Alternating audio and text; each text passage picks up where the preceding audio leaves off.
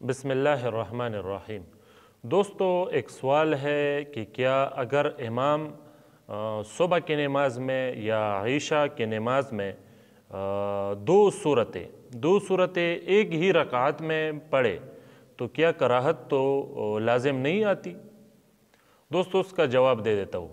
دوستو، اس کا جواب یہ ہے کہ نماز تو ہو جاتی ہے، نماز تو اس کی ہو گئی، لیکن ایک رکعت میں دو صورتیں پڑھنا خلاف اولا ہے۔ یہ خلاف اولا کام ہے۔ خلاف اولا سے مراد یہ مکروہ تحریمی نہیں، تنزیہی ہے۔ یہ مکروہ تنزیہی ہے، نماز اس کی ہو جائے گی، مگر یہ خلاف اولا کام ہے۔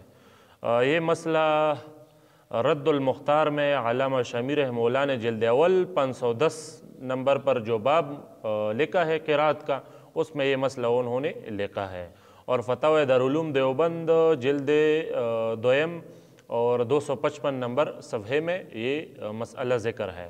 تو امید ہے آپ کی تشفیع ہو گئی ہوگی۔ والسلام۔